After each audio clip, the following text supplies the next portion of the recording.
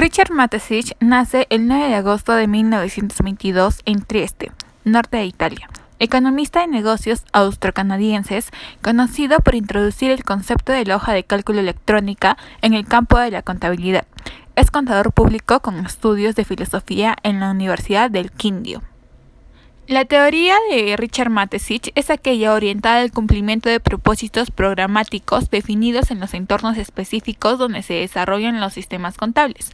Dentro de la obra podemos encontrar 3 axiomas, que son el axioma de pluralidad, el de doble efecto y del periodo. El axioma de pluralidad es aquel en el que van a existir al menos 2 objetos que tengan una propiedad en común.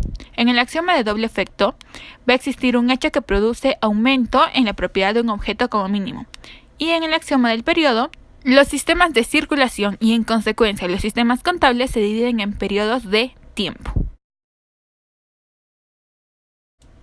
Richard Mateschitz va a tomar a la contabilidad como una ciencia de carácter empírico, social y positivo normativo, bajo la teoría Conant y la metodología Conant, la cual constituye un desarrollo más elaborado de la contabilidad en cuanto a su orientación epistémica y metodológica, y va a formar parte del reconocimiento de información. Además, esta va a estar en torno siguiendo lineamientos tales como los axiomas, los teoremas, los requisitos, las definiciones y los términos primitivos. Además, también supuestos básicos. Tenemos que definir qué es un axioma y qué es un teorema. Un axioma son verdades incuestionables universalmente, las cuales son válidas, que se utilizan como un principio en la construcción de una teoría o como base para una argumentación. En cambio, un teorema es aquella palabra que consiste en una proposición que puede ser demostrada de manera lógica a partir de un axioma o de otros teoremas que fueron demostrados con anticipación. Luego, Richard Mateschitz propone 3 tipos de axioma: los de pluralidad, doble efecto y del periodo. Los de pluralidad son aquellos en los que siempre existirán al menos 2 objetos que tengan una propiedad en común. A la propiedad en común de estos objetos se les atribuye una medida. Ejemplo, lo que es la partida doble. Luego, tenemos el axioma de doble efecto, el cual va a existir un hecho que produce aumento en la propiedad de un objeto como mínimo y una disminución del mismo grado en la propiedad correspondiente de otro objeto. Luego, del periodo. Los sistemas de circulación y en consecuencia los sistemas contables se dividen en periodos de tiempo. Los estados contables se construyen al final de un periodo. También se proponen 6 teoremas. El teorema en los estados nos dice que si se realizan 2 estados en los saldos de todas las cuentas del sistema particular tratado, el saldo deudor de una relación o estado es igual al saldo acreedor de la otra relación.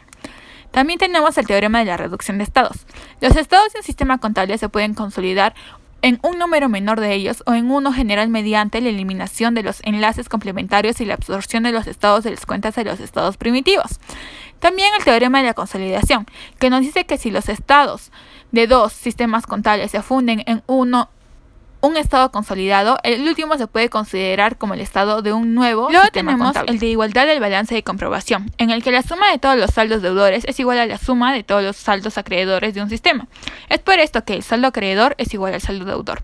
Luego, el de la pluralidad o de la doble clasificación, en el que si tenemos diferentes estados, todos integrados por los saldos de todas las cuentas, el total de saldos de todos los estados debe ser 0. También está el teorema de la continuidad o de sustitución, en el que el traspaso de la matriz de liquidación sigma de un periodo t es igual a la misma matriz de apertura del periodo siguiente. Es por eso que se dice que el cierre de un periodo e inicio del siguiente. Entonces, para entender mejor, tenemos que seguir la teoría del Conant y el Conant, que propone Richard Mateschitz. Conant es la teoría normativa condicional, el cual es un instrumento para alcanzar los fines propuestos por el sistema contable, lo que exige una jerarquía de objetivos, donde juega papel fundamental los juicios de valor. El desarrollo de esta teoría requiere una metodología lo suficientemente flexible que permita el tratamiento adecuado de los diversos objetivos. Y esta metodología es el Conant, metodología normativa condicional, la cual incorpora juicios de valor en la propia teoría y ofrece diversos modelos para la determinación de objetivos contables específicos.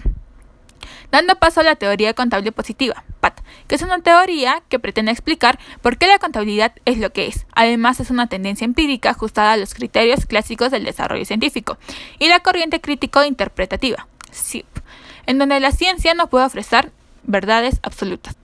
Entonces, la metodología normativa contable va a permitir la formulación de hipótesis instrumentales o pragmáticas que están basadas en hipótesis positivas, causa-efecto, en una relación que permite la aprobación del conocimiento de leyes, regularidades y objetividad del positivismo y aplicarlo a condiciones determinadas a partir de la fijación de unos objetivos. Además, la teoría Conant y la metodología Conant constituyen el desarrollo más elaborado de la contabilidad en cuanto a su orientación epistémica y metodológica, donde la relación tradicional de la ciencia causa-efecto es sustituida simplemente por la relación. Mateschitz no solo logra utilizar los modelos más avanzados en filosofía de la ciencia, sino además logra una definición del objeto, método y metodología de la contabilidad. Luego pasamos al normativismo y el positivismo en la contabilidad. Entonces, la contabilidad, al igual que otras disciplinas científicas, busca teorizar sobre su utilidad y aplicabilidad, para lo cual se ha valido de dos formas epistemológicas, una a priori o normativista, es independiente de la experiencia, y otra a posteriori o positivista, depende de la experiencia.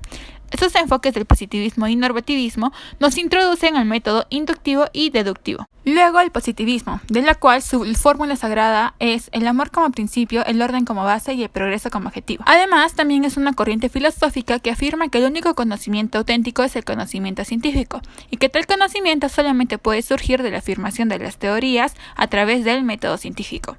Tiene diversas características particulares, entre ellas se encuentran la observación como base de todo conocimiento y el establecimiento del método inductivo como corriente principal.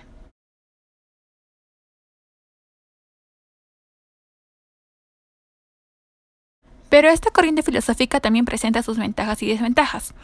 Una de las ventajas más significativas del enfoque positivista en la contabilidad es que no admite los juicios de valor, ya que estos no garantizan la verificabilidad en la realidad, mientras que limitarse a describir hechos perceptibles y verificarlos en el entorno certifica su credibilidad.